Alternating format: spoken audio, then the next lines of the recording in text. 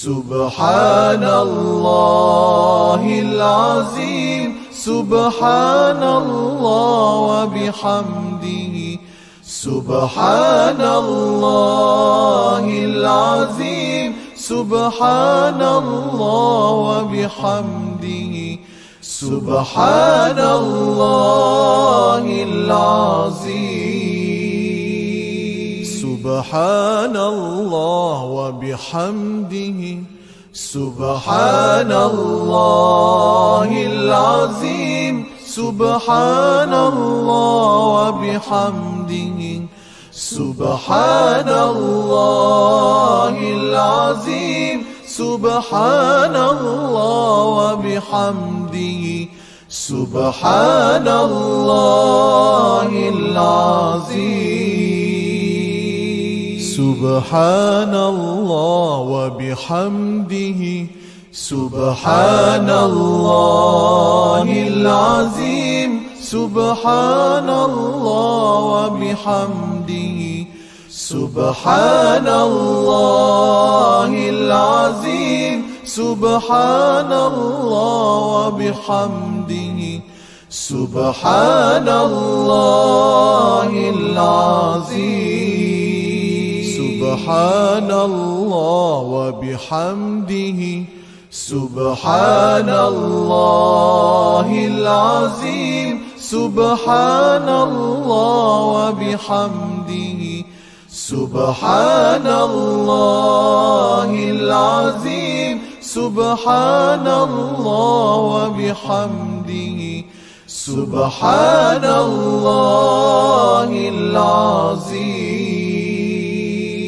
سبحان الله وبحمده سبحان الله العظيم سبحان الله وبحمده سبحان الله العظيم سبحان الله وبحمده سبحان الله العظيم سبحان الله وبحمده سبحان الله العظيم سبحان الله وبحمده سبحان الله العظيم سبحان الله وبحمده سبحان الله العظيم سبحان الله وبحمده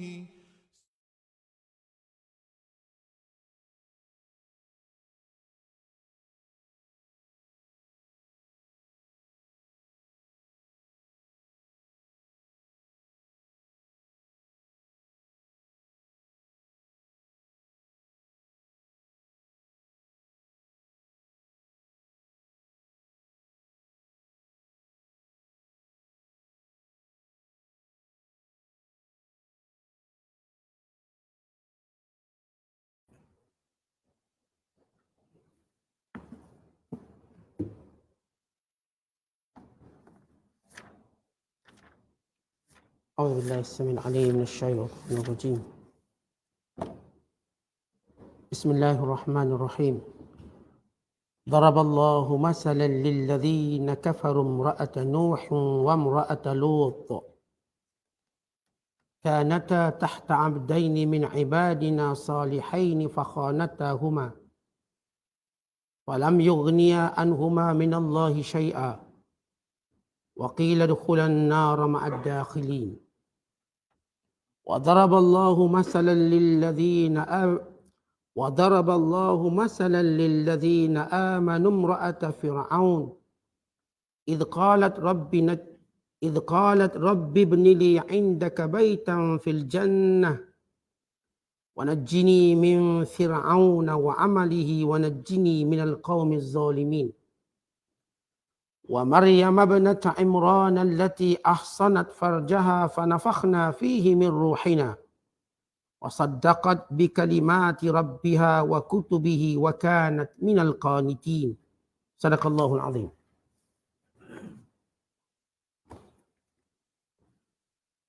Allah mengemukakan satu misal perbandingan yang menyatakan tidak ada manfaatnya bagi orang-orang kafir berhubung rapat dengan orang-orang mukmin selagi mereka tidak beriman dengan sebenar-benarnya. Itu perihal isteri Nabi Nuh dan Nabi Lut. Mereka berdua berada di bawah jagaan dua orang hamba yang soleh dari hamba-hamba kami, yang sewajibnya mereka berdua taati. Dalam pada itu mereka berlaku khianat kepada suami masing-masing. Maka kedua-dua suami mereka yang berpangkat Nabi itu tidak dapat memberikan sebarang pertolongan kepada mereka dari azab Allah. Dan sebaliknya dikatakan kepada mereka berdua pada hari pembalasan, masuklah kamu berdua ke dalam neraka bersama-sama orang-orang yang masuk ke situ. Dan Allah mengemukakan satu misal perbandingan yang menyatakan tidak ada mudaratnya kepada orang-orang mukmin berhubung rapat dengan orang-orang kafir kalau tidak terjejas keadaan imannya. Itu perihal isteri Fir'aun ketika ia berkata, wahai Tuhanku, binalah untukku sebuah rumah di sisimu dalam syurga dan selamatkan daku dari Fir'aun dan perbuatan yang kufur dan buas, serta selamatkan daku dari kaum yang zalim. Dan juga satu misal perbandingannya lagi, iaitu Maryam binti Imran, ibu Nabi Isa, seorang perempuan yang telah memelihara kehormatan dan kesuciannya dari disentuh oleh lelaki. Tetapi oleh sebab kami telah takdirkan dia mendapat anak, maka kami perintahkan Jibril meniup masuk ke dalam kandungan tubuhnya dari roh ciptaan kami. Dan sekalipun Maryam itu hidup di antara kaum kafir, ia mengakui kebenaran kalimah-kalimah Tuhannya serta kitab-kitabnya, dan ia menjadi dari orang-orang yang tetap taat. Kita berada pada ayat-ayat terakhir surah At-Tahrim, surah yang ke-66 pada juzuk yang ke-28. Bermula ayat yang ke-10 sehinggalah ayat yang ke-12. Sekaligus menutup penafsiran juzuk yang ke-28. Dan ayat-ayat yang kita bacakan ini, Allah menyebut tentang 4 orang wanita. 2 yang kafir, walau berada dalam jagaan 2 orang suami yang soleh, bahkan Nabi, bahkan Rasul. Dan 2 lagi wanita yang beriman, walaupun mereka ini berada di dalam suasana kekufuran masyarakat, bahkan kekufuran rumah tangga, sebagaimana yang berlaku kepada isteri Fir'aun. Dan Maryam yang berada dalam masyarakat yang kufur. Bagaimana kedua-dua wanita ini menjadi perumpamaan keimanan yang benar-benar kepada Allah SWT. Allah Ta'ala menyebut ke empat wanita ini dengan permisalan dan perbandingan yang menarik untuk kita lihat dan kaji. Selepas Allah Ta'ala menyebut, memerintahkan orang beriman supaya bertaubat dengan taubat nasuhah dan beriman serta ikhlas kepada Allah serta memerangi orang kafir, maka Allah menyebut tentang pentingnya menjaga keimanan dalam apa situasi pun. Maka Allah memberi contoh 2 wanita. Kerana kebiasaannya wanita ini dilihat lemah, atau dilihat wanita ini menumpang. Kalau suami kaya, wanita pun tumpang kaya. Kalau suami ni kuat iman, suami Rasul, barangkali wanita ini juga dapat menumpang imannya. Dan juga keadaan di mana wanita biasanya mudah terpengaruh dengan suaminya. Dan juga biasa wanita mudah terpengaruh dengan masyarakatnya. Maka Allah menyebut satu asas yang penting, iaitu keimanan yang sebenar kepada Allah sebenarnya menyelamatkan seseorang itu daripada segala keburukan dan kemungkaran. Bukan kerana suaminya, bukan kerana masyarakatnya, bukan. Iman yang sebenar. Supaya semua kita ini memfokuskan kepada iman kepada Allah. Bukan fokus kita sebab suami kita dah tok guru besar. Suami kita dah orang alim besar. Orang soleh, orang baik, orang masjid, orang surau. Suami kita sekian-sekian kebaikan. Kita tak boleh tumpang dia. Kita. Atau bukan kita beri alasan suami saya penyamun. Suami saya sekian perangai, pemabuk, tak solat dan sebagainya. Bukan itu alasannya. Iman yang benar menjadikan manusia hidup dalam situasi mana pun, maka ia beri manfaat. Tetapi bila iman itu nifaq, berlaku pembohongan dalam iman. Ataupun berlaku iman bersifat juz'i, yakni iman yang bersifat selektif, pilih. Bak suka beriman lah, bak tak suka tak nak. Maka ini menjadikan iman tu tak selamat. Kerana iman ini sifatnya mesti sempurna. Ini mesti dijaga dengan sempurna dari semua sudut. Bukan bak semayang jaga, puasa tak nak jaga. Bukan bak semayang jaga, puasa jaga, aurat tak nak jaga. Bukan puasa jaga, semayang jaga, aurat jaga, bak riba, bak muamalah tak jaga. Iman ini dijaga semua sudut. Umpama kita menjaga sebuah rumah, jaga semua sudut lah. Bukan jaga pintu besar je. Tingkap pun kata buka, kita bimbang. Ada lubang, ada bocor pun kita bimbang. Hatta kalau rumput panjang pun kita dah bimbang. Kerana ini rumah dan persekitaran kita.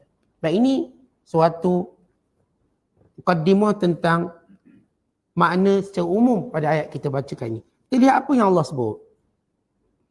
Tentang perbandingan ini, bagi menunjukkan bahawa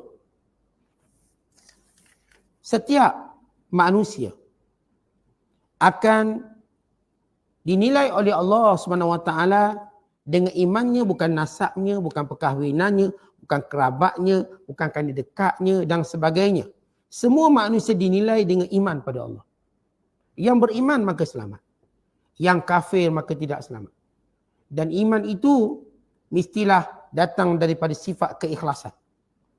Datang daripada sidqul azimah, keazaman yang kuat.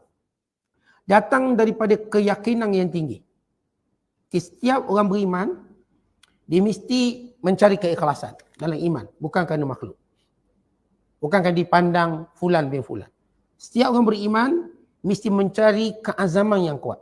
Keazaman dia dalam menjaga iman. Dan setiap orang yang beriman, mesti mencari apakah yang menguatkan iman dia. Quwwatul iman. Apa yang menguatkan. Kalau kita nak sihat, bukan sekadar kita kata saya nak sihat. Kita cari benda yang boleh sihatkan kita. Apa benda yang boleh menyakitkan kita. Obat apa, suplemen apa. Demikian iman. Yang ia pertama dibina dengan keikhlasan. Bukan beriman kerana orang suruh. Bukan buat amalan kerana orang ada kat depan kita. Ikhlas dulu. Kemudian ia kerana keazaman yang kuat. Kerana kalau manusia tahu nilai sesuatu, maka azamnya makin kuat. Kita tahu nilai sesuatu. Kita nak suruh anak kita berjaya. Maka azam kita pun kuat dalam didik anak-anak. Kita misalnya nak kaya. Azam kita pun kuat dalam mencari sebab-sebab kekayaan. Azam kena ada. Di dalam hati sentiasa fikir saya nak ni, saya nak ni, saya nak perkara ni. Maka iman ini perlu ada keazaman. Mesti ada keazaman. Sebab ia perkara paling berharga. Manusia kita katakan sentiasa bina azam. Masuk tahun baru, masuk bulan baru. Bila berlaku satu kejadian pada diri mereka, saya berazam lepas ni, saya berazam lepas ni. Maka azam apa yang paling baik? Azam kita untuk jaga iman. Kalau jaga iman, berarti kita jaga semua benda. Dan yang ketiga yang kita sebut tentang kekuatan iman. Mesti, wajib kita semua cari. Kekuatan iman kita bukan pada suami kita. Bukan pada isteri kita. Kekuatan iman itu bukan dalam masyarakat kita. Kekuatan datang daripada diri sendiri. Kalau kita nak tumpang masyarakat, kita pergi masyarakat lain habis. Duduk kat Pasir Gudang, comel. Pergi kat Pasir Berdengung, habis hancur. Berubah tempat sikit je. Duduk rumah, bagus. Duduk je tempat pelancongan, dah tak bagus. Kelang kabut dah. Artinya iman kita tidak kekuatan iman kita ini bukan kerana tumpang-tumpang. Kita tak nak tumpang orang. Suami kita baik, kita pun beriman. Suami kita mati, kita pun KO. Jatuh kita punya keimanan kita. Atau suami pun tumpang isteri. Isteri ada, rajin kuliah. Isteri mati, hilang minyak. Sebab ditumpang. Kata iman jangan tumpang sesiapa. Tak ada orang pun boleh menumpang iman sesiapa pun walaupun Nabi dan Rasul. Walaupun Nabi dan Rasul. Dan Allah tunjuk. Ini orang paling dekat dengan Nabi SAW. Dengan orang yang paling baik. Isteri. Dan kedua-dua isteri ini, itu isteri Nabi Nuh dan isteri Nabi Lut. Tak boleh tumpang iman. Kedua-dua suami mereka yang tercinta. Dan lihat iman tidak akan terjejas. Walau suasana seburuk mana pun. Sebagaimana berlaku kepada Asyah. Suaminya Fir'aun dalam istana Fir'aun. Di negara Fir'aun dalam undang-undang Fir'aun. Dia memelihara imannya sehingga gugur syahid. Atau seperti Maryam. Dengan fitnah yang kuat. Biasa wanita tak mampu nak tangguh fitnah besar. Saya digoyang. Fitnah. Tak ada fitnah yang paling besar yang dialami oleh seorang wanita selain Maryam alaihissalam. Bayangkan dia seorang wanita yang baik, yang solehah, tiba-tiba mengandung. Bayangkan tiba-tiba mengandung. Diperlihatkan segala karamahnya semenjak kecil lagi. Segala kemuliaannya. Dijaga oleh Nabi Zakaria alaihissalam.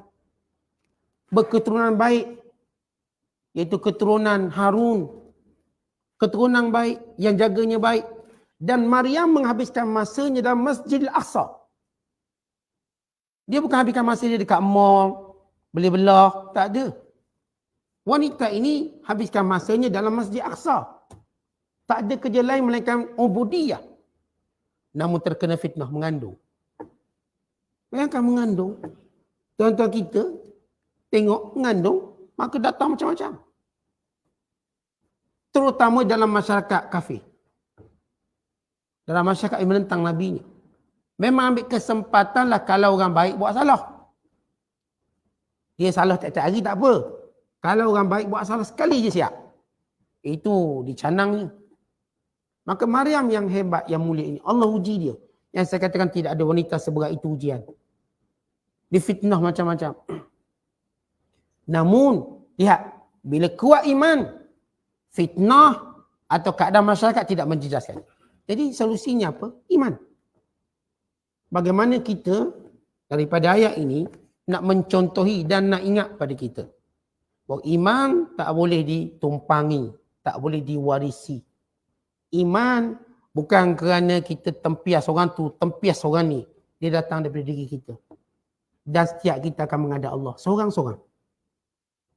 Tuan-tuan, kita bukan ditanya depan Allah bersama isteri kita.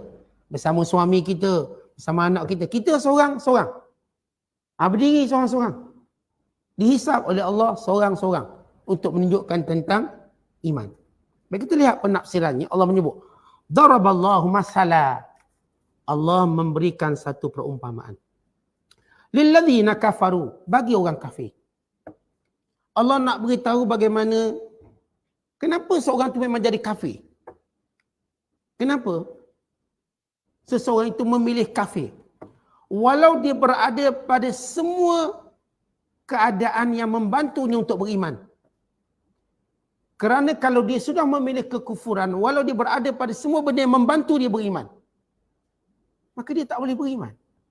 Kata Allah, Allah memberi perbandingan, contoh kepada orang yang kafir itu. Imra'ata Nuh, isteri Nuh alaihissalam, dan isteri Lut. Kedua-dua isteri ini kafir. Menurut sebahagian ulama, bahawa isteri Nabi Lut ini, ataupun isteri Nabi Nuh yang kafir ini, setengah mereka menyebut namanya. Walaupun nama ini tak disabit dalam hadis Nabi SAW, setengah para ulama tafsir menyatakan isteri Nabi Nuh bernama Waghilah. Waghilah nama dia. Atau ada yang menyatakan namanya Wa'ilah. Ini isteri Nabi Nuh. Manakala isteri Nabi Lut alaihissalam, namanya ialah Walihah ataupun Wahilah. Ini isteri nama kedua-duanya. Nama ini Allah tak mention dalam Quran.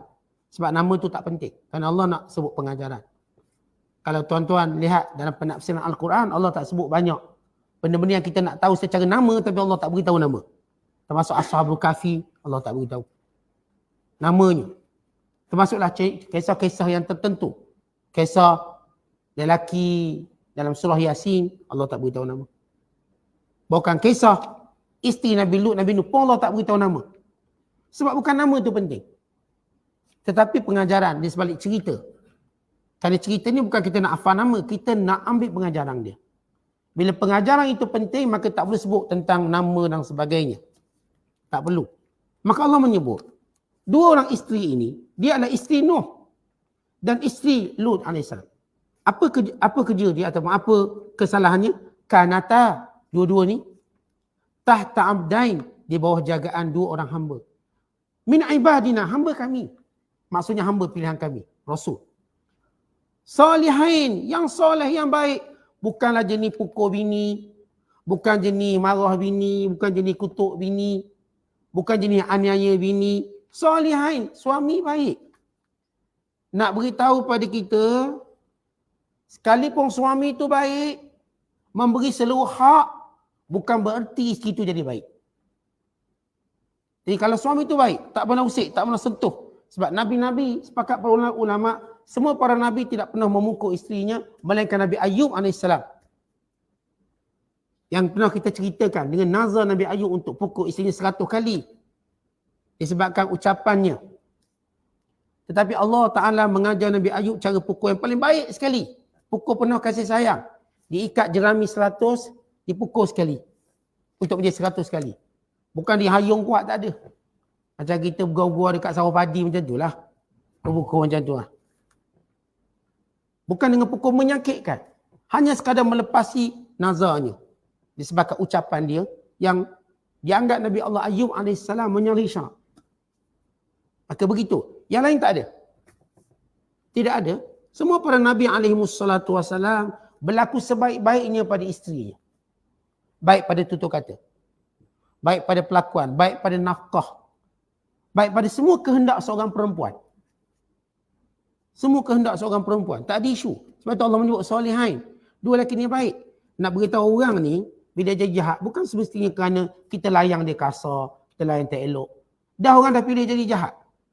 Ada anak-anak, ayahnya didik elok. Tapi dia juga boleh jadi jahat. Ayah tak pernah pukul, cakap elok-elok. Boleh jahat. Semua benda ni supaya kita tahu ini hidayah. Kemudian kata Allah, fakhanatahuma, lalu kedua-dua ini mengkhianati suaminya. Baik, apakah khianat? Pertama, sepakat para ulama, isteri para Nabi tak akan curang. Tak ada mana-mana isteri Nabi-Nabi SAW curang. Tak ada. Ini menyalahi fitrah seorang Nabi. Habis salah khianat kat mana? Kalau kita sebut suami isteri dia tu khianat dia. Yang pertama kita nampak macam dia ada lelaki lain lah khianat. Khianat tu. Tapi bukan khianat semestinya begitu. Allah nak sebut khianat paling besar, khianat dalam dakwah. Kita kan kalau sebut khianat rumah tangga ni, kita duk fikirkan ada lelaki lain lah kot. Mungkin dia ni main kayu 3 ke. Mungkin dia ni sekian-sekian, bermesum dan sebagainya. Tak, ini khianat lebih besar. Apa khianat? Yang pertama kata ulama, khianat isteri Nabi Nuh AS, dia kata pada suaminya gila. Innahu majnun, gila suami aku. Dan dia mengatakannya di hadapan orang lain, suami aku tak betul lah.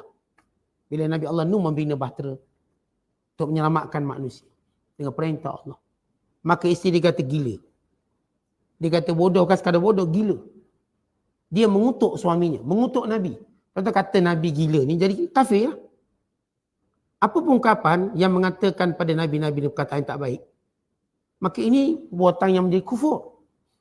Hatta bagi seorang isteri yang suami buat segala kebaikan, tiba-tiba kutuk suami. Bila Allah menyebut tentang wanita yang solehah, apa kata Allah? Wal hafizatu lil ghaibi bima hafizallah. Dan wanita-wanita yang solehah itu menjaga maruah suaminya sebagaimana diperintahkan. Sebab tu tuan-tuan, kita haram menceritakan benda buruk suami kita. Dan yang tukar tanya pun haram tanya. Tukar nak tanya, suami awak okey tak? Ada pukul awak tak? Kenapa nak tanya? Dia penyakit kita hari ni duk sibuk hal rumah tangga orang. Tu penyakit kita hari ni. Baik orang nak kahwin, baik orang kahwin, baik orang bercerai. Heboh, itu yang tajuk. Buka TikTok benda tu cerita. Dia jadi penyakit. Benda dalam peribadi dia yang disebut oleh Nabi SAW. Min husnil islamil mar'i tarkuhu ma la ya'ni. Tanda orang Islam yang baik, dia tak peduli, dia tak layan hal-hal orang lain. Antara disebut dalam hadis, la yus'alur rajul fima daraba imra'atah. Seorang jangan ditanya kenapa dia bergeseran dengan isterinya. Jangan tanya, awak gaduh dengan suami awak ke? Jangan ditanya. Ini tanya-tanya tak ada faedah. Ini jenis-jenis suka war-war. Siap. Mesti lagi cerita ke orang ni. Cerita. Panjangkan. Ini orang-orang yang kita katakan masalah dalam bab kepribadian dia. Kepribadian. Patut hal rumah tangga stop. Itu hal dia suka dia lah. Dia nak kahwin ke, nak cerai ke, dia nak bergaduh. Hal dia. Dia bukan babitkan kita. Tapi hari ni orang sibuk. Orang lain bercerai, orang lain kena marah. Orang lain kahwin, orang lain kena marah. Orang lain sekian, orang lain kena marah. Dah tak semena-mena. Yang tak ada kaitan. Awak ni ingat, jangan ikut jadi macam dia. Kita tengah ngaji Quran pun kena sekali. Dia punya menyibuk. Tentu ini zaman ni. Zaman ini agak sukar kita nak cari orang tak sibuk rumah tangga orang lain. Payah. Kadang-kadang dia ada grup nak jaga, nak cerita hal rumah tangga orang. Ada grup pula. Ini masalah. Orang-orang yang saya kata bermasalah hati dia. Tentu kita di antara akhlak kita yang mulia, kita jaga diri kita. Hal rumah tangga orang lain, hal dia. Apa berlaku kita tak tahu secara spesifik. Kita tak tahu.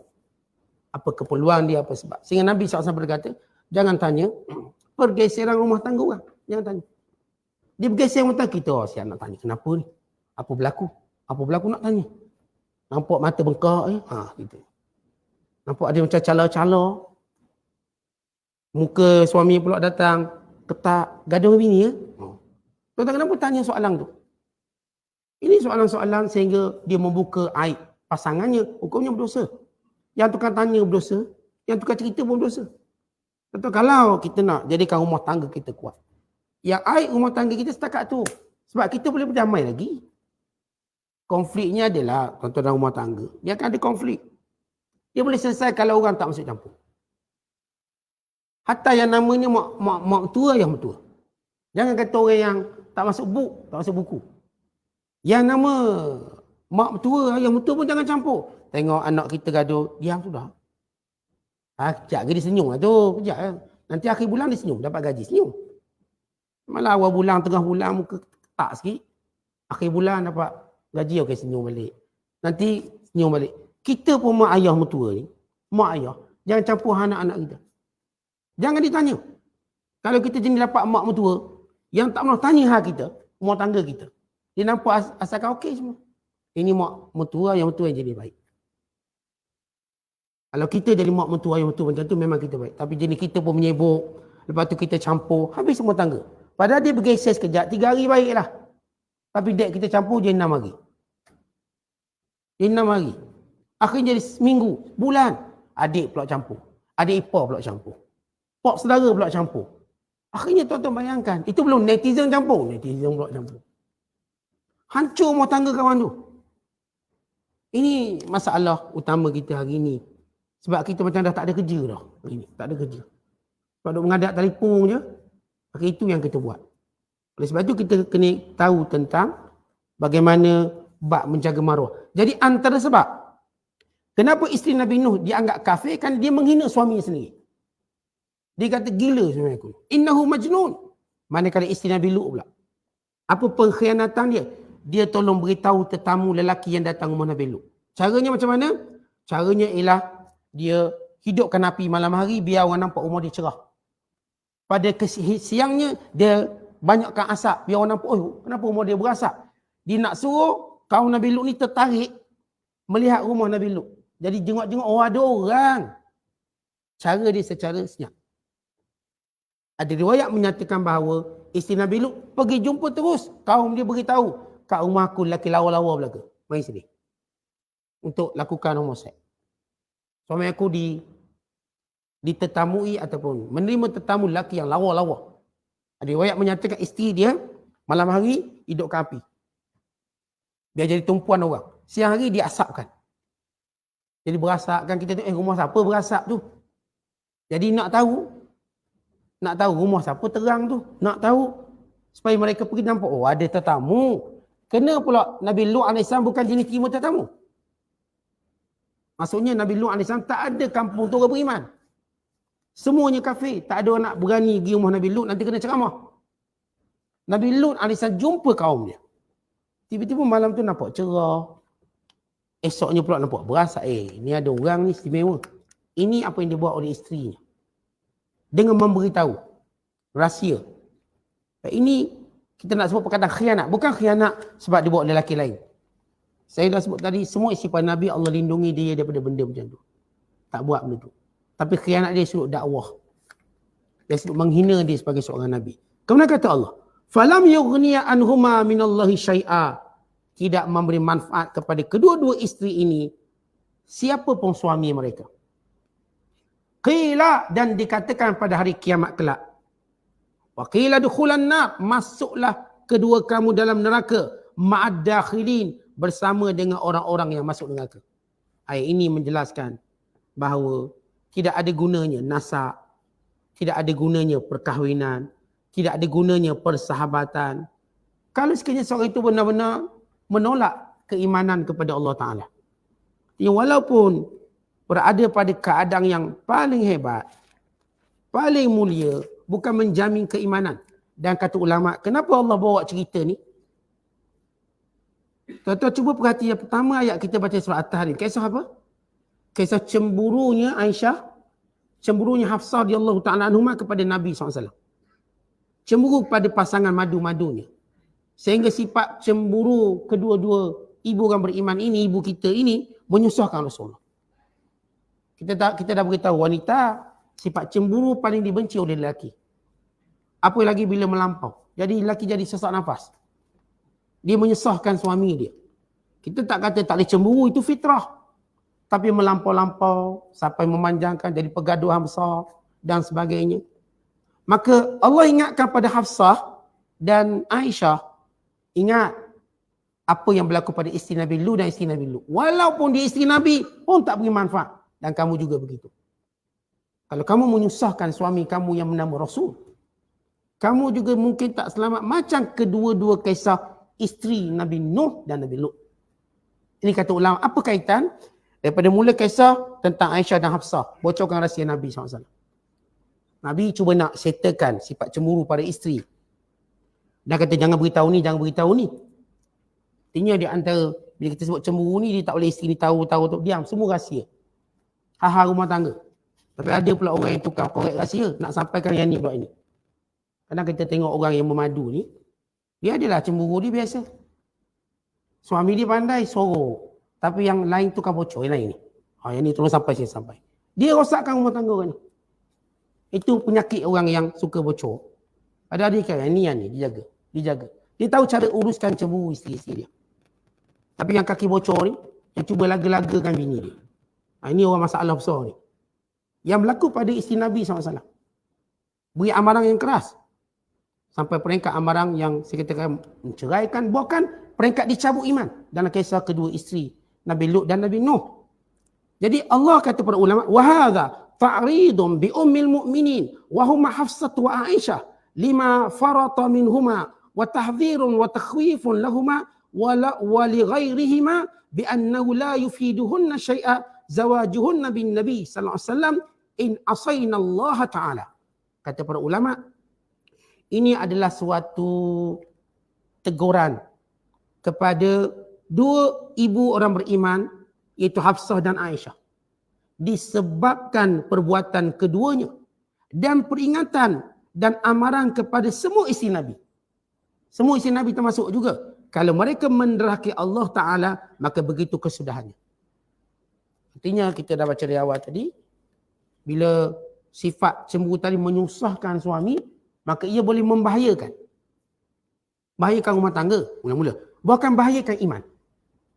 Mula-mula kita lihat bahayakan rumah tangga, Allah Ta'ala menyebut, kalau kamu ceraikan, Allah ganti lebih baik. Cemburu, dia boleh bahayakan rumah tangga. Yang kedua, cemburu boleh membahayakan iman. Bahayakan iman tu kita dengar ada orang cemburu. Abang, kalau abang kahwin seorang lagi, saya potong 14. Kita tengok bahaya iman dia. Halal ke bunuh kan? Dan haram ke lelaki tu kahwin? Haram ke lelaki tu kahwin? Sampai perempuan tu kata, abang kalau kahwin saya potong 14. Awak cakap nak bunuh orang, apa hukum ni? Apa hukum? Kata Allah, saya saja je Ustaz. Saja. Tak ucapan yang mungkar, itu mungkar. Kita niat nak bunuh orang. Kita dah sebut dalam kitab azkar. Kalau kita bercakap bahasa macam tu, kita kena kafarahkan dengan sedekah. Jangan cakap ikut dang kita. Abang kalau kahwin, saya buat macam ni, macam ni, macam ni. Jadi ini semua bahasa-bahasa yang membahayakan. Sebahagian membahayakan iman. Ada seorang hamba Allah, dia kata, kalau abang kahwin, saya nak botakkan kepala, saya nak berarak sekampung. Perempuan tu cakap. Artinya lihat, cemburu tadi, mengeluarkan dia daripada watak yang baik. Kalau saya kata cemburu ni tak salah, normal lah. Dan nama perempuan. Kalau perempuan tu tak cemburu, bukan perempuan. Itu mungkin robot ke, kita pun tak tahulah. Mungkin dia ni makhluk asing mana datang. Kalau cemburu itu normal. Tapi jangan cakap bahasa menyalahi syarak. Jangan cakap bahasa-bahasa yang mungkin kita berdosa. Bukan lebih bahaya mengeluarkan kita dari iman. Keluar dari iman kita. Lepas tu kita katakan, ini dia ada kaitan. Oh, kaitan yang kuat antara depan ayat, belakang ayat. Satu ayat Al-Quran penafsirannya kita katakan. Dia setiap ayat ada kaitan. Dia bukan cerita ni, kemudian tak ada kaitan, cerita ni pula. Kemudian tak ada kaitan, cerita ni pula. Tak ada, dia ada kaitan. Artinya kata para ulama, amaran. Jangan melampau. Kerana kata-kata cemburu tadi boleh runtuhkan rumah tangga. Satu. Yang kedua, kata-kata cemburu boleh rosakkan iman. Tuan-tuan perhati wanita-wanita yang, ialah saya katakan kalau wanita ni, dia tak setuju suami tentang hal Tuhan, itu hak pribadi dia.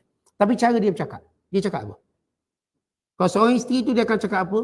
Kalau sekiranya cemburu, dia bila dia cemburu. Apa dia cakap? Tuan-tuan, apa yang keluar ni, malaikat tulis. Malaikat catat. Tuan-tuan tak setuju dalam hal tertentu hal suami kerana cemburu, maka sebut dengan norma-norma akhlak yang baik. Jangan bercakap dengan bahasa-bahasa yang seolah-olah kita tak ada agama. Seolah-olah kita tak tahu halal haram dosa pahala. Cakap tu tapis sikit. Tak kira Ustaz, ni semelih saya dia. Semelih hidup-hidup ni. Oh, kita ayat ni. Gagah ke perkataan tu? Apakah kita rasa perkataan tu perkataan kuat? Apakah perkataan itu kita rasa boleh menghalang? Dia tak akan boleh halang. Tak ada pun saya jumpa dengan perkataan tadi terhalang. Tak akan terhalang. Bahkan lagi cepat ada. Lagi cepat ada. Lepas tu perkataan mungkar tu jangan sebut. Doa yang baik-baik. Doa yang baik-baik. Yang bagus-bagus. Artinya Allah nak beritahu pada kita. Yang saya sebut. Cemburu menyebabkan seorang itu berdoa yang buruk-buruk. Cuba doa yang baik-baik. Maka niscaya insya-Allah jadi baik. Jadi baik. Itu yang penting dalam kehidupan. Kita ni terjaga agama. Terjaga rumah tangga kita macam Allah redai. Bukan kita nak jaga hawa nafsu kita. Ini perkara penting dalam hubungan bagaimana melampaunya cemburu dalam membawa tercabuknya iman.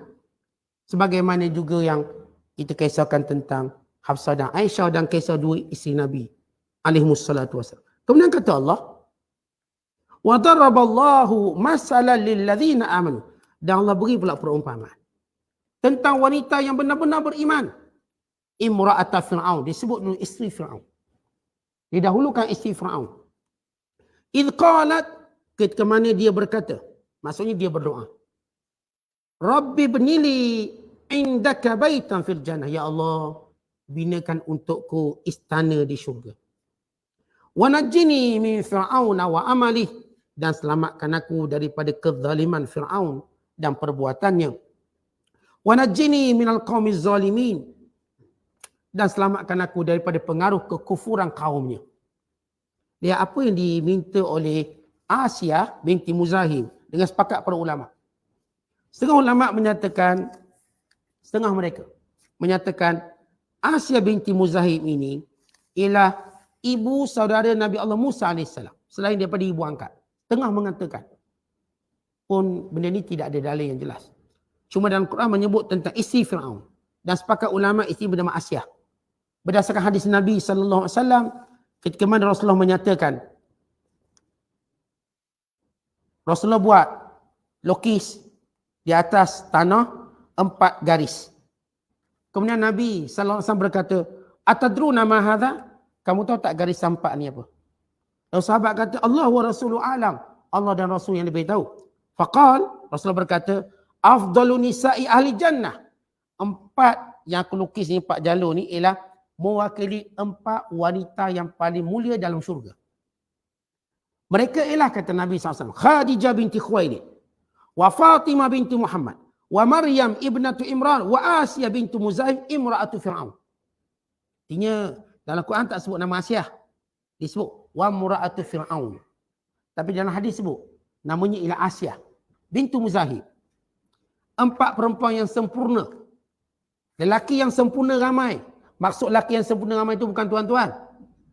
Maksudnya rasul-rasul. Oh ustaz, lelaki ramai sempurna perempuan tak? Tak masuk lelaki sempurna ni tuan-tuan. Ialah rasul-rasul ramai. Berapa jumlahnya? 124,000 Nabi. Rasulnya 313. Tapi perempuan dia tak rasul, tak ada. Perempuan dia tak Nabi, tak ada.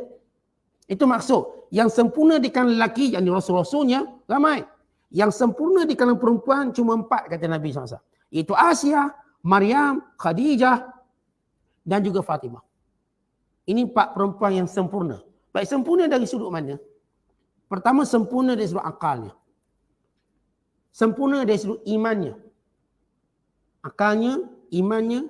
Dan sempurna dari sudut akhlaknya. Akalnya, imannya, akhlak. Akhlak baik. Ini sisi yang akhlak baik. Contoh kita ambil Asiyah. Walaupun suami duk balo macam-macam, dia tak pernah nak maki Fir'aun. Dia cuma doa, ya Allah selamatkan aku daripada kejahatan suamiku, Fir'aun. Kalau kita lah kena maki terus, halal maki. Dia punya akhlak dia baik. Dia tidak, even dia tak pernah kata, ya Allah, dia tak kata, hey Fir'aun cerailah aku. Pun tak kata. Dia minta Allah yang tentukan keadaan dia. Dia minta Allah tentukan keadaan dia. Kalau minta boleh, dia minta cerai Fir'aun. Tak, bukan itu solusi dia. Solusinya. Sebab kadang-kadang kita sebut, ramai orang duk fikir bila tak elok sikit, cerai. Sifirnya macam tu. Tuan-tuan, cerai ni bukan solusi yang bersifat permanen. Ia cuma untuk menyejukkan seketika hati marah kita. Itu je. Tapi dah lama fikir balik, kena pula kekurangan tadi datang daripada kita, bukan datang daripada dia. Atau kena pula suami kita pula nampak lain. Kita dapat rasa. Sebab bila bersama, ataupun suami pun samalah. Suami baik. Suami yang fikir solusinya cerai pun bukan solusi. Ini cuma untuk kita menyejukkan perasaan nafsu kita seketika. Baik suami, baik isteri. Tapi kalau orang fikir panjang dengan ada akal dan sebagainya, kalau dia kahwin, dia akan cerita sama. Dia bukan cerita lain, cerita sama lah. Nak dapat persepahaman tadi, cerita dia sama. Oh tak boleh Ustaz ni, bini pertama ni gemuk sangat Ustaz, nak. Terus. Tak awak kahwin ku, nanti dia gemuk juga, sama juga. Sebab awak bagi makan banyak. Nanti dia pun jadi begitu juga sebab cara rumah tangga kita. Sebab tu kita kata bukan solusi. Cerai ini bukan solusi permanen. Ia seketika. Untuk menyejukkan nafsu amarah kejahatan kita. Si suami marah sangat. Si isteri marah sangat. Jadi. Lepas tu dia fikir dengan matang balik. Fikir, solat. Dah lama. Akhirnya lepas 20 tahun kahwin balik. 20 tahun. Ada satu pasangan tu bercerai. Bukan sebab ada orang ketiga atau ada orang tak ada. Sebab marah-marah. Lama. Lepas 20 tahun lebih. Dia kahwin balik. Saya jadi saksi. Jadi saksi. 20 tahun. Nangis anak ni seronok. Mak ayah gabung balik. Lepas 20 tahun, 30 tahun. Bayangkan. Tak ada apa, cuma ada lah benda-benda yang kita katakan kekurangan ada pada semua orang. Kita kalau cerai tadi kerana sebab kekurangan yang bersifat nafsu kita. Allah memang kalau kekurangan bersifat agama seperti dia kafir, murtad ke, itu lain lah. Kekurangan bersifat nafsu kita yang kita duk tunjuk kurang dia, kurang kita pun banyak. Suami saya ni Ustaz, apa jenis payah bangun subuh. Zaman Nabi SAW ada seorang perempuan minta cerai daripada suaminya dan dia mengadu Rasulullah, dia payah bangun subuh. Itu masalah dia. Malu ke orang kampung. Saya gerak pun payah bangun, dia ni tidur payah bangun. Bukan jenis orang kata bangun. Tak, payah. Macam tuan-tuan tidur dalam kuliah senang gerak. Wallahu a'lam, bangun. Tak payah gerak susah-susah. Dia gerak, akhirnya dia mengadu pada Nabi SAW. Nabi pun panggil dia. Panggil. Kenapa payah nak bangun subuh ni? Dia kata, ya Rasulullah, aku ni kalau tidur memang jenis berat. Lalu kata Nabi SAW, kalau kamu tidur, kemudian kamu tersedar, bila sedar, solat. Pukul berapa pun tak apalah asal solat. Itu solusi dia. Bukan solusi yang diminta oleh perempuan. Minta cerai. sebab payah subuh. Ni okey kalau awak cerai, kahwin suami lain, payah 5 waktu pula lagi teruk. Ini payah subuh, bukan dia tak solat subuh, dia bangun lambat. Kan kadang-kadang suami saya ni kuatnya tidur malah. Atau jenis pemalas tak? Sekali suruh, sekali buat. Sekali suruh, sekali buat. Malas. Dia adalah benda-benda kita sebut kurang. Tapi kita dah sebut dalam hadis sebelum ni kita baca. Kekurangannya mungkin ada kelebihan yang lain. Ini disebut oleh Allah Ta'ala. Asa an takrahu syai'a wa yaj'alallahu fihinna khairan katsira. Barangkali kamu benci beberapa akhlak isteri kamu, tapi Allah nak jadikan kebaikan yang banyak pada dia. Memang benci sikit lah. Tapi rupanya ada kebaikan yang lain. Dia bagus. Suami pun sama. Barangkali ada sikit kita benci dia. Atau banyak. Tapi bukan hal agama. Yang tuan-tuan benci ni semua hal dunia. Suruh lambat ustaz, tak nak balik rumah mak ayah kita. Rumah mak ayah dia je. Kalau orang kita orang Melayu ni, paling gaduh balik rumah mak ayah dia lah. Kena pula hari raya, gaduh. Tu kadang-kadang untung kahwin anak yatim. Dua-dua yatim. Laki yatim, tu yatim. Jadi raya rumah sendiri, senang. Tak gaduh.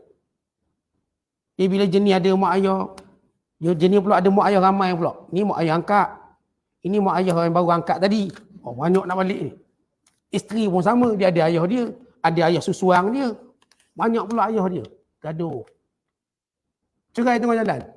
Sebab apa? Mu balik mu, aku balik rumah aku. Itu benda-benda yang teknikal. Teknikal yang perlu sabar. Jadi oleh sebab itu kita sebut benda ni tak boleh, cerai tak boleh selesaikan masalah. Jadi imra'atu Fir'aun, dia tak nampak solusinya cerai. Tapi solusinya mati dengan mati yang baik. Kalau dia seharusnya dalam ujian ini sampai mati, apa kata dia? Ya Allah, binakan istana di syurga untukku. Seolah kita lah isteri kalau suami ni tu, ya Allah, dengan asbab saya sabar ni, binakan syurga untuk saya. Istana di syurga. Atau suami kata, ya Allah, dengan asbab aku sabar dengan isteri aku ni, binakan istana di syurga untuk aku. Seolah-olah macam tu. Kata Imam Ibn Jarir, di mana Asia diseksa oleh Fir'aun kerana beriman dengan Musa. Dijemur di tengah panas dalam keadaan telanjang. Dijemur dalam keadaan telanjang. Fa'idhan sarafa anha, dan Fir'aun akan tengok. Tetapi bila mana Fir'aun meninggalkannya, maka datang malaikat mengampaukan sayap, meneduhkannya daripada kepanasan. Dan tertutup auratnya, terjaga. Allah pelihara dia. Depan Fir'aun ia panas. Bila Fir'aun meninggalkannya, maka malaikat menjatuhkan sayapnya, meneduhkannya. Dan dia telah melihat dalam keadaan dia diseksa, wa kanat tara baitaha fil jannah, dia melihat istananya dalam syurga. Itu tuan-tuan bila kita baca kisah-kisah sahabat di Palestin yang cerita dalam runtuhan mimpi nampak syurga, yang cerita macam-macam tentang syurga, keharuman syurganya dan sebagainya. Maka kita dapati apa yang Allah cerita tentang Asia binti Muzahim. Dalam seksa dan hatinya bersama dengan Allah, maka Allah sejukkannya dengan melihat syurga. Orang beriman dalam, kita katakan, fitnah dunia yang kuat. Tapi pergantungannya pada Allah, Allah akan tambahkan kelazatan akhiratnya. Jadi bertambah kelazatan akhirat. Tuan-tuan tengok kalau kita sakit, kena sakit kanser, sakit melepak kat hospital, tak boleh buat apa, tunggu mati. Dah diberi tarikh matinya. Dah dilihat oleh orang, tak ada harapan. Tapi bila hatinya bergantung sungguh pada Allah, dia rasa kemanisannya. Dia rasa manis, dia rasa tenang je. Tenang. Kadang-kadang Allah hilangkan sakit yang dilihat oleh orang lain sakit. Kita tengok macam sakit teruk. Tapi dia rasa macam okey ke? Biasa. Okey, boleh tahan. Kita pula yang tengok rasa macam berat. Kita ni. Tetapi Allah dah rasakan, Allah dah ringankan ujian tadi pada dia. Kita lihat ni berat, tengok pun berat. Kadang kaki dia, tangan dia, muka dia, dengan wire-wire dia macam banyak. Kita pula nampak macam seriau kita ni. Tapi Allah dah hilangkan kesakitan. Sehingga hari kematiannya, bila hatinya benar dengan Allah. Satu penting, yang kita kenapa kita masih sihat, segar bugar ni banyak ingat Allah. Kerana waktu kita sakit, takkan ada orang boleh meringankan sakit kita melainkan Allah. Tuan-tuan tengah segar bugar macam ni. Oh tak apa, kuat. Ingat bila kita sakit, tak ada orang boleh tolong kurangkan sakit kita. Tak ada.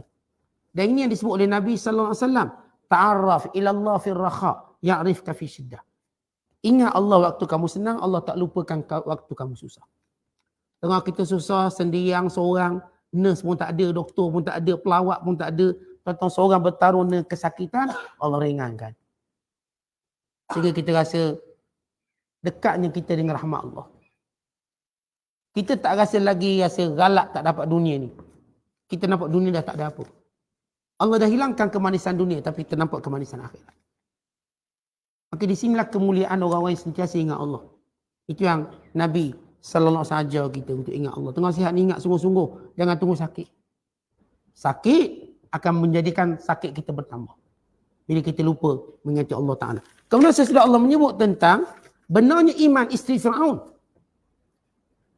Dan Allah menyebut tentang wa Maryam banata Imran, dan Maryam anak Imran. Allati ahsanat farjah. Kenapa Allah Ta'ala sebut Maryam anak Imran? Pertama, bagi menjawab sangkaan dangkalan pandangan mengatakan Maryam itu sebagai, kita katakan, bila seorang buat jahat, orang kan tengok keturunan dia. Memang keturunan jahat lah. Bila Maryam melahirkan Isa tanpa bapa, maka seolah orang tengok, ni pun mungkin anak zina dulu, kot tu keluar anak zina. Dalam sangkaan buruk tadi. Orang akan lihat mak ayah. Maka Allah menyebut ini Maryam datang daripada jalur yang mulia. Maryam anak Imran. Dan Imran keturunan Harun. Yang mereka kenal Imran, seorang lelaki yang soleh. Yang bernazar isterinya. Dan dia supaya anak yang dilahirkan untuk khidmat pada Baitul Maqdis. Maka Allah menyebut wa Maryam banata Imran, dan Maryam anak Imran. Saya sebut tadi, kalau orang buat jahat, orang pun kata ni keturunan jahat sebab tu macam tu. Dia pun tak ada bapa juga. Dia pun sekian-sekian. Seorang yang menuduh. Sebab kita nak suruh sempurna tuduhan jahat kita, kita pun main keturunan lah. Kita akan disebutkan keturunan. Maka Allah nak sebut ini keturunan baik. Wa Maryam ibnata Imran. Ini Maryam anak Imran. Yang kamu hormati, yang kamu muliakan. Dan daripada keturunan Harun. Sebab itu mereka kata, wahai anak Harun. Kerana Imran ini keturunan Harun AS. Harun orang yang dicintai oleh Bani Israel. Harun yang paling lembut dianggap oleh Bani Israel. Maka disebut nisbahnya kepada ayah, nak berkata ini wanita terpelihara marwahnya. Mana mungkin dia melahirkan anak yang tidak sah nikah. Melainkan ini adalah tanda-tanda kekuasaan Allah. Tuan-tuan kita macam ni. Seorang perempuan kalau dia melahirkan anak zina, orang akan cari bapa punca. Lambat laun jumpa juga. Tapi apa yang berlaku pada Maryam memang tak jumpa, tak ada. Tak ada dari sudut kerana Maryam sentiasa berada di Masjid Al-Aqsa. Dan kerana keturunan mulia. Dan dijaga oleh Nabi Allah Zakaria AS. Dan Allah tunjuk pula pada bayi ini mukjizat. Berkata-kata waktu kecil. Dengan segala kemuliaannya. Maka mereka nak kata anak zina hanya sekadar satu je. Tunggak alasan mereka tak ada suaminya.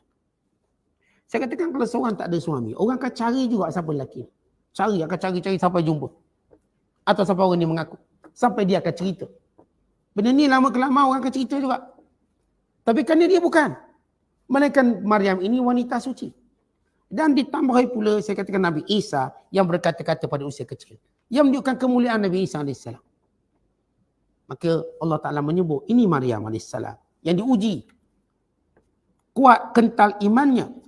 Allati ahsanat farjaha, yang telah memelihara kemaluannya. Pertama Allah nak beritahu Maryam wanita yang pelihara kemaluan. Dia panggil sebagai batul, yang menjaga agamanya dan maruah diri. Dia tak pernah dekat dengan mana-mana lelaki melainkan bapa saudaranya Zakaria yang menjaganya. Dalam kisah bagaimana dia undi siapa nak jaga dia. Dia tak ada. Bukan jenis wanita bersosial. Tentang wanita yang tak bersosial, yang tak libat dengan mana-mana. Tiba-tiba melahirkan anak. Tak mungkin kita dengan cepat kata dia berzina. Mereka akan cari kat mana dia pernah jumpa lelaki, dating lelaki. Ia tidak pernah berlaku. Sebab itu Allah mulakan dengan ahsanat farjaha, yang mulia marwahnya. Terpelihara kemaluannya. Ahsanat maknanya terpelihara, farjaha kemaluannya. Fanafakhna fihi min ruhina. Tetapi kami yang tentukan untuk meniupkan roh ke dalam rahimnya. Roh kami. Maksudkan roh kami inilah kami direct tiup. Bukan melalui proses biasa, kena ada suami dan sebagainya. Dan Allah nak ingatkan, bila orang bertanya tentang Maryam, maka jawapan yang Allah sebut mudah. Apa yang berlaku kepada Nabi Isa? Mathaluhu kamasali Adam. Nabi Isa itu macam Nabi Adam. Bukan Adam Nabi ajaib.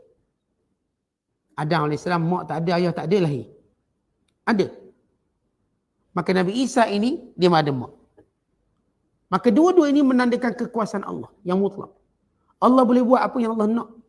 Contoh bila kita melihat seluruh makhluk Allah atas dunia, baik nama ikan, baik nama serangga, baik nama burung, baik nama kita dapati Allah buat ikut dia nak.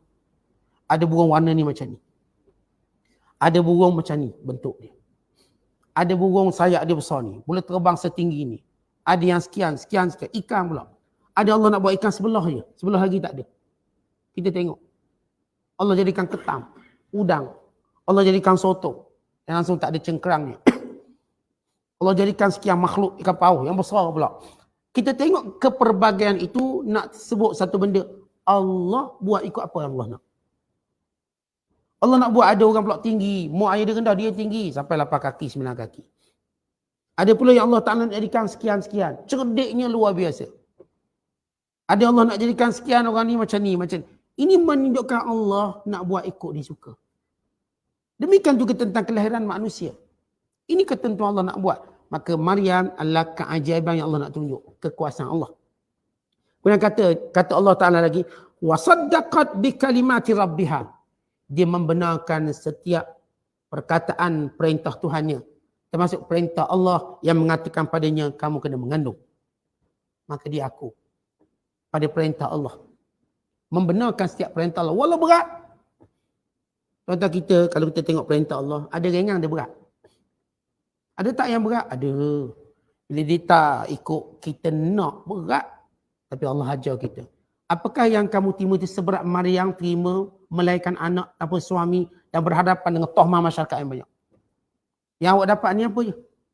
Contoh kita kalau nilai dongko. Dalam kita nak berhadapan masyarakat memang kita takutlah benda-benda yang masyarakat akan kecam kita. Tahu pula di jabatan netizen berat kita. Tahu pula di makcik bawang habis kita. Tahu pula di geng-geng orang kata yang akan mainkan isu kita dengan sehabis-habisnya. Isu kita daripada Kemboja sampailah ke Ethiopia. Dia mainkan semua isu. Tahu semua orang takut ni. Isu ni orang main ni. Tahu fitnah tu kan berat rasa berat. Baik, mana besar fitnah yang dihadapi oleh Maryam? Kalau hari ni kita diuji dengan benda perintah Allah. Apakah seberat fitnah yang dilalui oleh Maryam? Wasaddaqat bi kalimati rabbih. Maryam pasrah redha dengan ujian Allah ini. Dengan ketentuan dan perintah Allah. Berat tu. Tapi Maryam terima. Wa kanat wa kutubihi, dan wahyu-wahyunya. Bukan setakat yang diperintahkan direct kepada Maryam. Bahkan yang sudah tercatat dalam kitab-kitabnya. Maryam sudah menerimanya dengan membuang segala sifat nafsu yang menolak. Contoh kita orang beriman. Syiar kita apa? Sami'na wa ata'na. Kita dengar, kita patuh. Kalau tuan-tuan jumpa ada perintah Allah yang berat, tuan-tuan kena ringankan dia. Ustaz, qiyamul berat. Ringankan dia. Ustaz, buat puasa-puasa ni berat. Ringankan dia. Ustaz, buat mengaji Quran ni berat. Ringankan dia. Maksudnya, cuba cari jalan sampai kita rasa ringan. Jangan ada satu perintah Allah yang kita jadi berat. Mesti kita akan tergelincir. Cuba tengok perintah Allah apa. Terutamanya yang wajib lah. Yang sunat itu atas. Itu bonus pula. Yang wajib ni. Bak semayang, bak puasa, zakat. Allah nak keluar zakat beratnya Ustaz. Duit kita banyak, tiba kena keluar. Terasa? Ringankan dia. Dengan melihat kurnia Allah, nikmat Allah. Apa lagi perintah-perintah Allah yang lain? Ringankan dia. Tutup aurat rasa berat. Anak kita muda-muda nak tutup aurat. Nanti orang tak tahulah. Lawa nak kita ni. Lawa nak kita. Jadi orang tak nampak. Yang setengah orang hari ni, nak suruh anak dia dedah dulu, biar nampak dulu lawa dia. Lepas kahwin tutup lah. Tengahnya berfikiran macam tu. Takut anak dia tak diketahui bentuk yang cantik dan sebagainya. Tetapi apa yang berat pada hawa nafsu kita, ringankan dia. Inilah dia Maryam yang menerima dengan penuh redha seluruh perintah Allah. Wa imma ini diperintahkan terkini ataupun yang sudah tercatat dalam kitab dan wahyunya. Wa kanat minal qanitin, dan adalah Maryam AS itu di kalangan orang yang benar-benar taat dan yang berterusan taatnya kepada Allah. Jadi kita dapat gambaran tentang 4 wanita. 2 wanita walaupun suami mereka Nabi. Tapi bila mereka menyalahi perintah Allah, mengkhianati, maka tak ada guna Nabi.